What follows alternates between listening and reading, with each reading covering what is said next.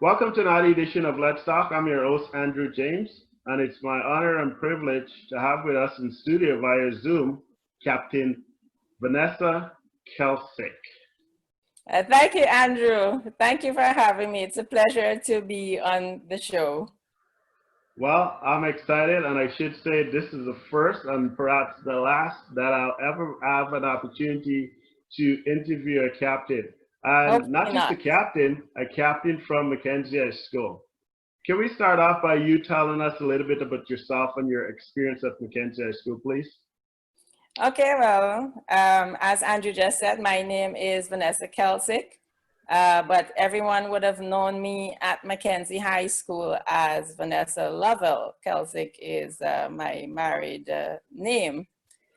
My experience at Mackenzie High School, for me, was quite good. I actually enjoyed it. It shaped me as a person growing up, and it also shaped me as an individual for my future, of which, I am presently a captain at LIAT. So Mackenzie High School was largely responsible for that discipline that I received at Mackenzie High School.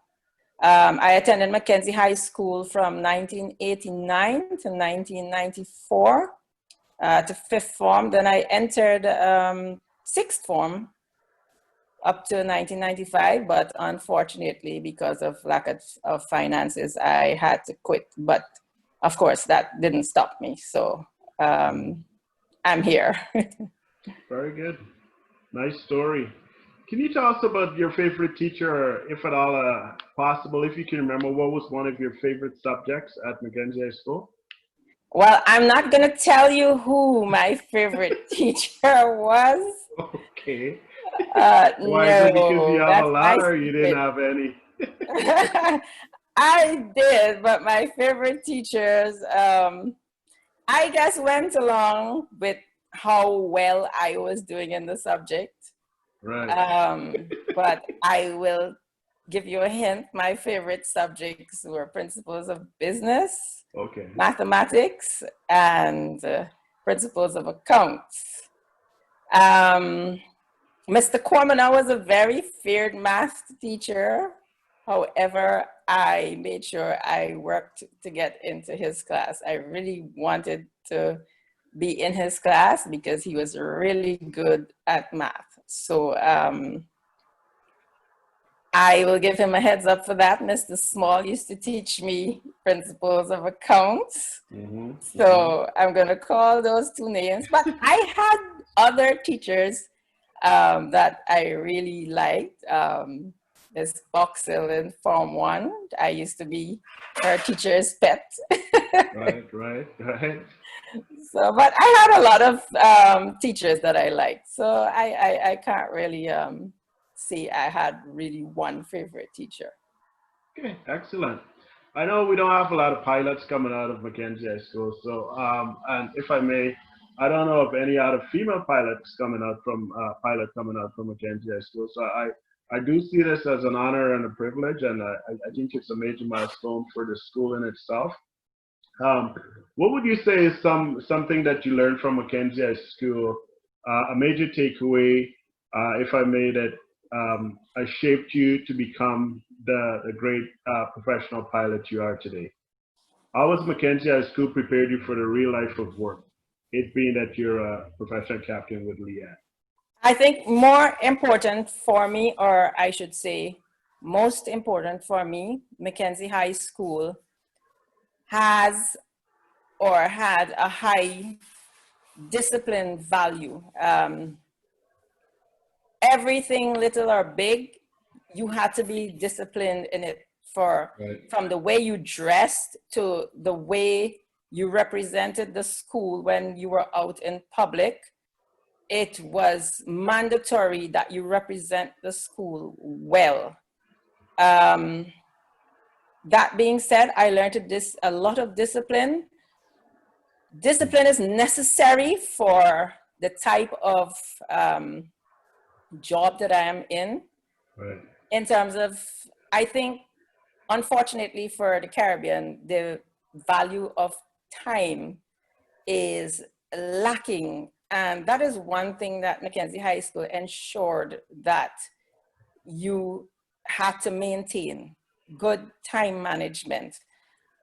Discipline also for your studies, because my job, it requires a lot of studying from day one until present.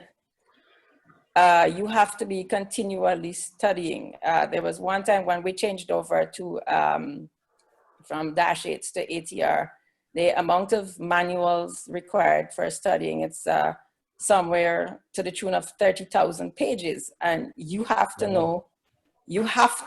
know those. And you are continually re-educating yourself every few weeks, because there's always an update about something about airplanes. Also, being a captain on an aircraft, it's a very high responsibility. You cannot be lackadaisical about it. You are responsible for people's lives. And if you make one minor mistake, that could be just a small incident, or that could be the life of a few, or that could be the life of many. So discipline in what you do, because what we do in aviation, there's a thing called standard operating procedures. You cannot deviate from those. And discipline is required to say, I have to do A when A comes, and I have to do B when B comes. And that needs to be done.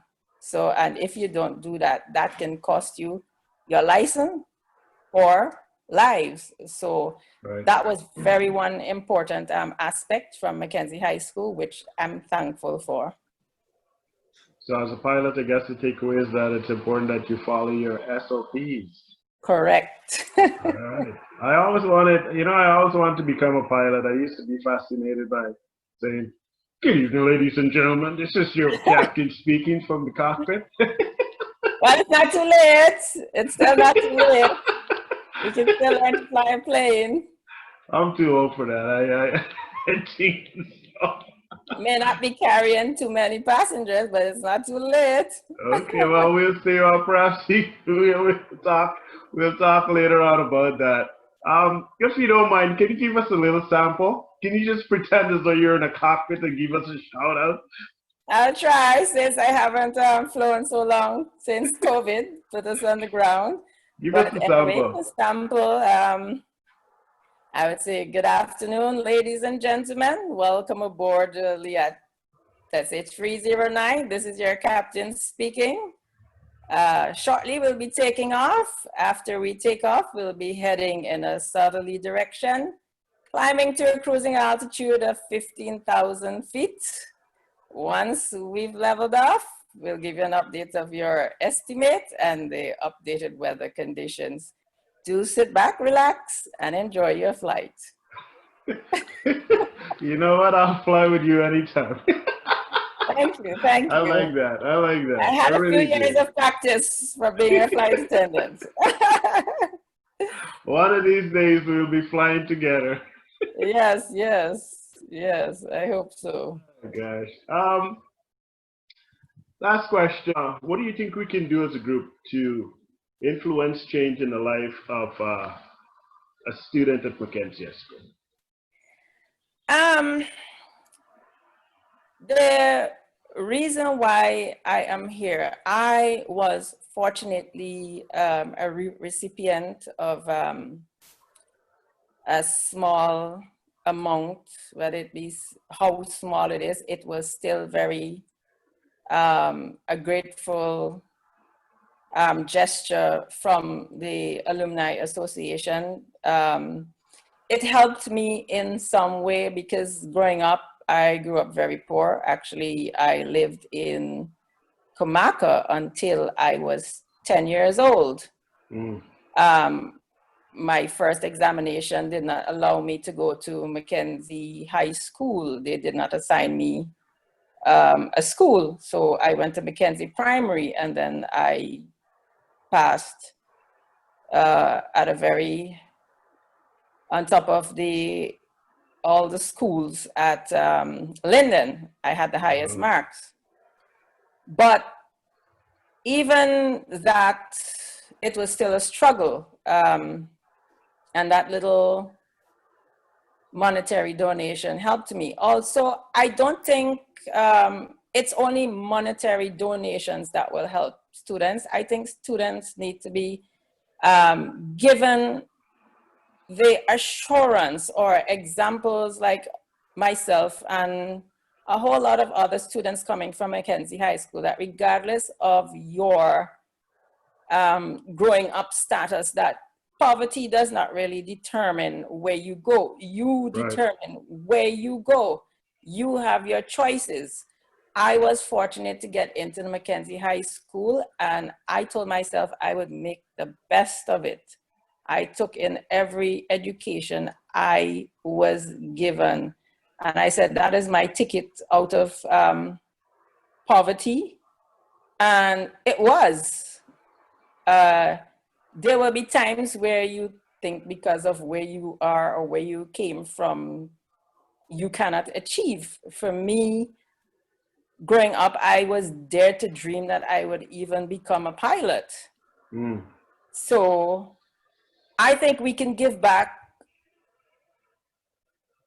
a little monetarily, but I think also it's also important to let the students know that, or the children of Linden and other schools who are in the same, boat, know that there's always hope. Once you don't give up and you try hard, you will succeed. You will fail sometimes, but you're able to get back up and continue your journey. But I think a lot of us are able to give the students of Mackenzie High School an inspiration to know that this can be done. This getting somewhere in life can be done, but it has to be done through hard work, perseverance, and discipline. You cannot be a lazy person and expect to get things done. So a little financial donation to some children who really, really show that they really want to get somewhere in life through hard work, and also a little inspiration given to them. So I guess the takeaway from this is that it's not where you start in life, but where you finish. I think that should be the message to all students. I'll put you in the spot and I'll ask you one final question. I know we run against time and we have a few more interviews to do. But what would you say to some student somewhere in, it be Mackenzie High School, it be Multilateral or Linden Foundation, somewhere in Linden, specifically that's thinking about becoming a pilot? What would your one advice to that student be? I would say, keep dreaming, keep dreaming, keep working hard, and working hard. I know in this technological age of students who they can be easily distracted by technology and also peers. Use technology for your advantage. If you have it, use technology. Use everyone for your advantage. Always, always be willing to learn. There's never, I always say, teachers like to tell students, there's no such thing as a stupid question. I don't believe that. There is actually such a thing as a stupid question. However, you still may get some information from that stupid question. So never be afraid to ask your stupid question. So I switched it up a bit. So for me, I don't care who it's from. I am always willing to learn from anyone. And you may fall, but you may not fail. You only fail unless you fall and you don't get up. I've experienced many falls in my life. Even trying to go to flight school, I've experienced so many mountains ahead of me, but I never let that stop me. Never. Anytime someone tells you you can't, try to prove them wrong. Try to prove them wrong. And that will drive you. And even though it seems in times where it's impossible, never stop trying, because you don't know where that one little step may take you. So for me, I am always very happy to see children or people come from nowhere to somewhere, especially more so females, dear to my heart. That, you know, because it's in the so-called men's world, it's a little bit more difficult for female to make their mark, but never let that turn you away from your dreams. So just push forward. Very good. I was listening to you, and early on you said you always dream of becoming a pilot. When did you realize that that dream was possible and that you were going to become a pilot? When did that light actually click in your head and you realize, well, you know what? I am going to be living my dream. When did that moment happen for you? Well, I think it could be a dream, and maybe I was also fearful of dreaming. My first experience with an aircraft actually came from a Mackenzie High School tour to Ogle Airport, which is now Ogle International Airport. The tour took us there, and one of the tour, which would have allowed us, I think was only 8 students were allowed to actually go into the aircraft and ask the pilot questions. It was a little 2-seater. And strange enough, everyone was bored. No one was interested. So I had the plane all to myself to play with buttons, ask questions, which I've never seen before. Yes. So that actually intrigued me. But being poor, as you will, that did not, I didn't really carry on the dream. It was at the back of my head, and I didn't really carry that on until I pursued being a flight attendant at LIAT. And then after I became a flight attendant, that dream really just reignited. And I then went to flight school to really with an instructor to take me up to see if that's really what I wanted to do. And from there on, as you say, the rest is history. I really did enjoy it, and I pursued it like a lion pursuing a raw meat. Yes, because it's my passion. I love doing it. I don't think I can see myself doing anything else right now. I guess strange enough, the only other passion I have is actually for a woman, construction. Interesting. We'd like to thank you very much for flying with us. Have a good night. Thank you. Stay safe. And you're most welcome. And thank you for landing me safely. Yes. Stay safe, and we'll talk again soon. Good night. Okay. Thank you, and God bless you. Okay. Good night.